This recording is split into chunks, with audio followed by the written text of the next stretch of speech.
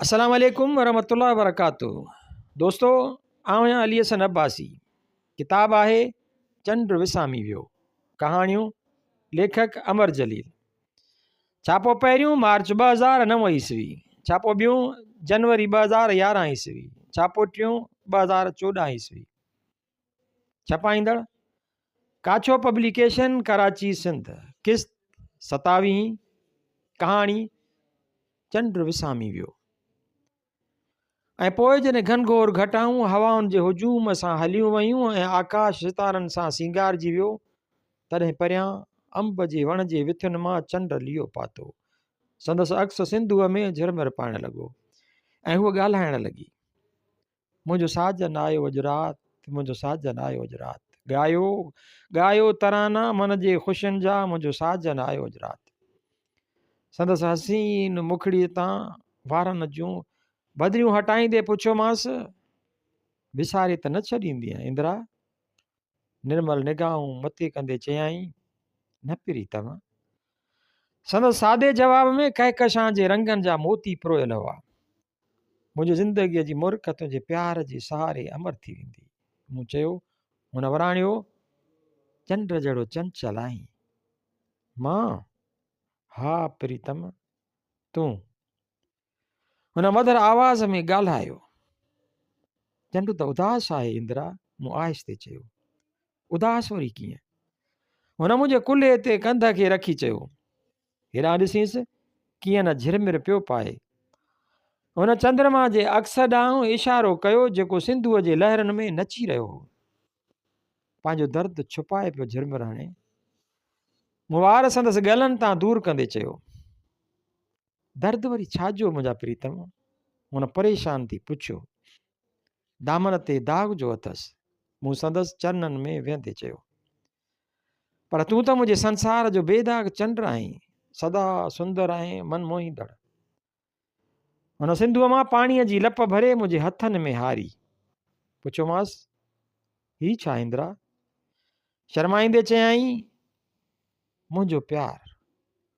एतिरो प्यार त न ॾे इंदिरा जो जुदाईअ जो हल्को लम्हो बि तोखां सवाइ घारे न सघां। मूं पंहिंजा आला हथ संदसि आलनि हथनि में ॾींदे चयो।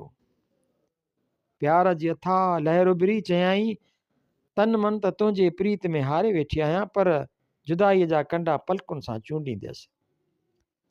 हिन गुलाब जहिड़ो सुंदर मुखड़ो मुंहिंजे सीने में लिकाए छॾियो। संदसि साह मुंहिंजे दिलि में धड़कण सां मिली मोहबत जो गीत गीत थी पियो। मुंहिंजो साजन आयो अॼु राति, ॻायो ॻायो तराना मन जे ख़ुशियुनि जा, मुंहिंजो साजन आयो अॼु राति। उन वक़्तु हवा जे लोॾनि सां लमंदे नाज़बू जी ख़ुशबू बि होरियां होरियां हली आई। मूरख थी मूंखां पुछियाई, ॾाढो थो चाहींसि? ॿुधायोमांसि, मुंहिंजी आत्मा जो आहे। तोखे चंड थी चवे न, पाण चांड्रोगी आहे न तॾहिं। मूं वराणियो, न त मां कारो कोजो, मुंहिंजो कहिड़ो मान। मतां छॾे न वञे तोखे बांवरा तुंहिंजी चांड्रोगी। महक मुर्ख सां चयो त पोइ मुंहिंजो दाग को बि ॾिसी न सघंदो।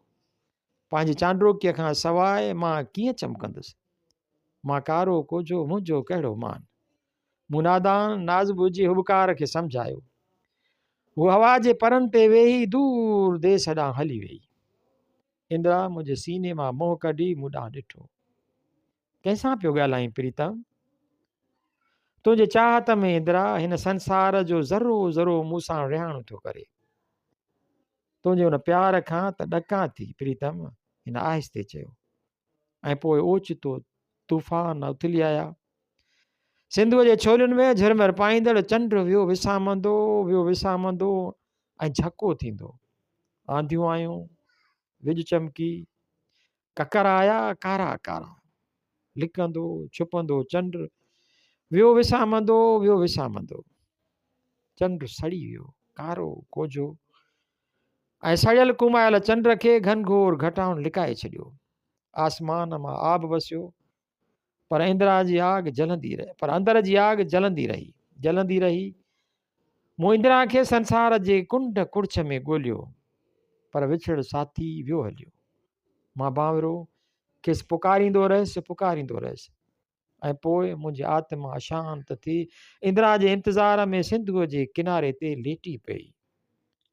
1962 ईस्वी किताबु पूरो थियो। अस्सलाम वालेकुम वरहमतुल्लाहि वबरकातुहू। हीअ किताबु पके जुल्द में 127 सफ़नि ते आहे।